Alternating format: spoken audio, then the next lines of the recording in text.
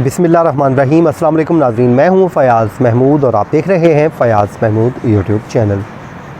नाज़रीन, नूर मुक़द्दम कत्ल केस की ही आज हम बात करने जा रहे हैं,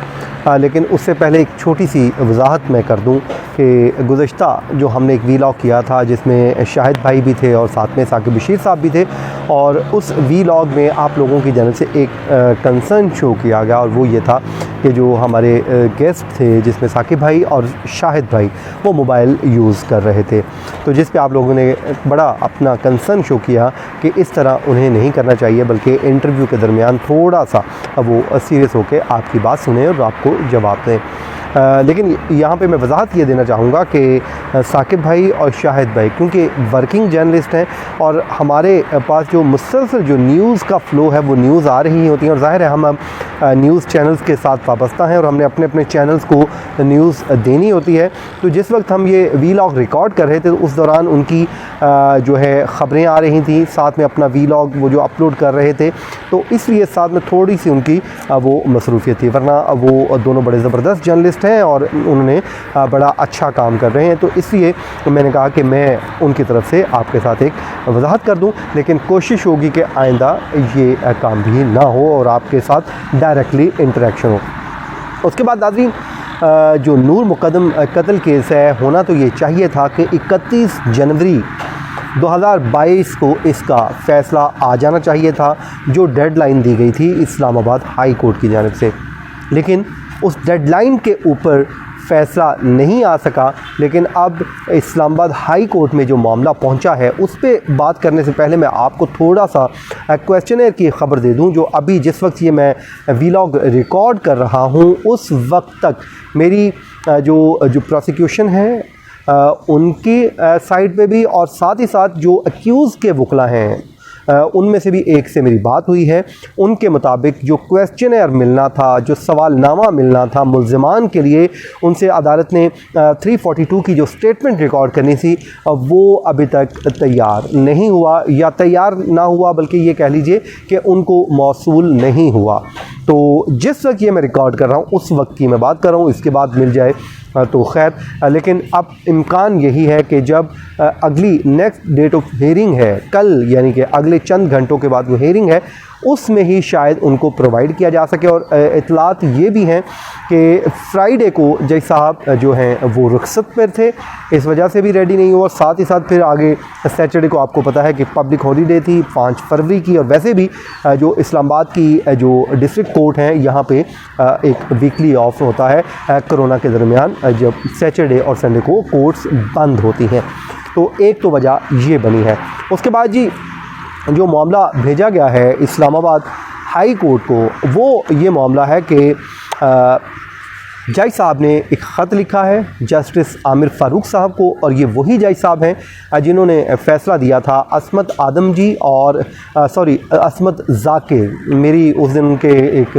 रिलेटिव से ही बात हो रही थी, वो कह रहे थे कि जी उनका नाम असमत ज़ाकिर है तो आप भी उनको असमत ज़ाकिर ही कहा कीजिए। तो असमत ज़ाकिर और साथ ही साथ ज़ाकिर जाफ़र, इनकी बेल्स जो मैटर आया था उनके पास, तो उन्होंने उसको डिसमिस कर दिया था और हुक्म ये दिया था कि 60 दिनों के अंदर इस केस का फ़ैसला सुनाया जाए।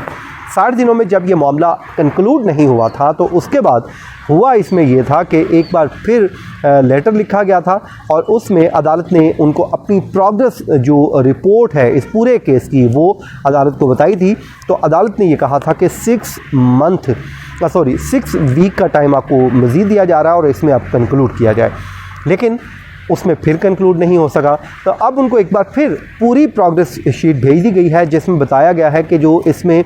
प्रोसिक्यूशन के जितने भी गवाहान थे उनकी स्टेटमेंट रिकॉर्ड की जा चुकी हैं, उन पे क्रॉस एग्जामिन का जो मरहला था वो कंक्लूड हो चुका है और अब 342 की स्टेटमेंट्स रिकॉर्ड करने का वक्त आ चुका है। तो अब यानी कि अगले चंद ही दिनों में इस केस को कंक्लूड कर लिया जाएगा। तो इससे पहले एक हेयरिंग में आपको याद है कि अतार वानी साहब इस खौफ का इजहार कर चुके थे वकला के सामने कि इसको कंक्लूड करें, मुझे खौफ है कि कहीं इस्लामाबाद हाई कोर्ट आगे वक्त एक्सटेंड ना करे। लेकिन ज़ाहिर है केस को तो मंतकी अंजाम तक पहुँचाना है, वो डेट गुजर गुजर चुकी है 31 जनवरी। अब अगली डेट पे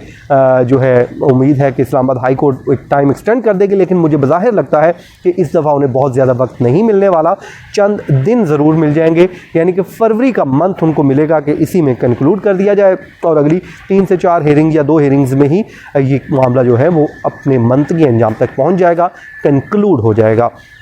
उसमें जितना एविडेंस था वो सामने आ चुका है। अब 342 की स्टेटमेंट्स में मुल्ज़मान पे है कि वो अपने दिफा में क्या कोई विटनेस लेके आते हैं या नहीं, क्योंकि उनसे पूछा जाएगा कि क्या अपने आप को अब बेगुनाह साबित करने के लिए कोई एविडेंस लेके आएंगे। तो ज़ाहिर है वो अगर उनके पास हुआ तो वो ले आएंगे, अगर वो उन्होंने समझा कि उनका एविडेंस अब पेश करने की ज़रूरत नहीं है, उनकी वैसे ही इसमें एक्विटल बनती है जो उनके शरीक मुल्ज़मान है या इवन के प्रिंसिपल अक्यूज़ है, तो उसमें वो अपने जो है कोर्ट के सामने मुद्दा रखेंगे और उसके बाद कोर्ट उनके एविडेंस और उनके आर्गूमेंट्स की रोशनी में फ़ैसला कर देगी। लेकिन मैं आपको एक बात बता दूं कि ऐसे आमतौर पे होता नहीं है कि अगर इसमें 12 मुल्ज़मान हैं 12 ही कन्विक्ट हो जाएं, ये तो हो ही नहीं सकता। इसमें अदालत ज़ाहिर रोल देखेगी, जिसका रोल बनता हुआ उसकी कन्विक्शन हो जाएगी, बाकियों को अदालत बाइज़्ज़त बरी कर देगी। और ये बड़ा अनप्रेसिडेंटेड होता है कि कत्ल के मुकदमे में 1 से ज़ायद लोगों को सज़ा हो। तो ये आप लोग अपने माइंड में रखिए, जो माजी के केसेस हैं मैं उसके हवाले से आपसे बात कर रहा हूँ। उसके बाद जी ये मामला हो रहा है, उसके बाद अब केस जो है बज़ाहिर आप ये कह लीजिए कि यूँ लग रहा है कि जैसे एक आध हेयरिंग के लिए मज़ीद इसमें टाइम लगेगा। कल जो इस पर समाअत होगी उसमें 3 जो मुख्तलिफ़ दरख्वास्तें आई हुई हैं उस पर आर्गूमेंट्स हो जाएंगे और साथ में हो सकता है क्वेश्चनर दे दिया जाए, फिर अगली डेट पे वो आगे अपने बयानात क्रमबंद करवा देंगे और यूँ ये केस अपने मंथ के अंजाम तक पहुँच जाएगा और फिर इस पर फाइनल आर्गूमेंट्स हो जाएंगे। ये तो हो गया नाज़रीन नूर मुकद्दम केस की अपडेट। अब आ जाएं आप दूसरी अपडेट जो बड़ी ही अफसोसनाक और शर्मनाक, उसके लिए मेरे पास अल्फाज नहीं हैं। इतनी बदतरीन और घटिया जो ख़बर है वो मैं आपके साथ शेयर करने जा रहा हूँ। एक बदबख्त बेटे ने उस माँ को जिसने उसको बचपन में पाला, जिसने उसको जन्म दिया, बल्कि उस माँ ने उसका जो गंदगी है वो अपने हाथों से बचपन में साफ़ की। वो जब बेटा बड़ा हुआ, जब उसने उस बेटे ने अपनी माँ का सहारा बनना था, जब अपनी माँ की खिदमत का वक्त आया, तो उसने अपनी माँ से कहा कि ये जो घर है मेरे नाम कर दो। जब माँ ने इनकार कर दिया तो उसने बदबख्त बेटे ने अपनी ही माँ को जंजीरों से जकड़ डाला। नाज़रीन ये अफसोसनाक वाक़या गुजरांवाला के इलाका गखड़ मंडी में पेश आया है और उसमें जब ये मामला हाईलाइट हुआ तो अब इस पर ख़बर ये है कि पुलिस ने उसको गिरफ़्तार कर लिया है और ये जायदाद का तनाज़ा था और तहफ़्फ़ुज़ वालिदैन ऑर्डिनेंस के तहत ये कार्रवाई अमल में लाई गई है। ये बदबख्त बेटा इस वक्त जेल की सलाखों में है और मेरी दुआ है कि ना सिर्फ इसको इस दुनिया में बल्कि आखिरत में भी ज़रूर सज़ा मिलेगी, क्योंकि जिसने माँ को सताया उसने कहीं चैन नहीं पाया। तो नाज़रीन मेरी दुआ है अल्लाह ताला हमें अपने माँ बाप की, अपने वालिदैन की खिदमत करने की तौफ़ीक़ अता फ़रमाए और हमारे जो वालिदैन जिनके वालिदैन हयात हैं उनको लंबी ज़िंदगी अता फ़रमाए, उनका साया हमारे सरों पे, आपके सरों पे सलामत रखे और जिनके पेरेंट्स इस दुनिया में नहीं रहे अल्लाह ताला उनकी मग़फ़िरत फ़रमाए। मुझे दीजिए इजाज़त, अपनी दुआओं में याद रखिए। अल्लाह निगहबान।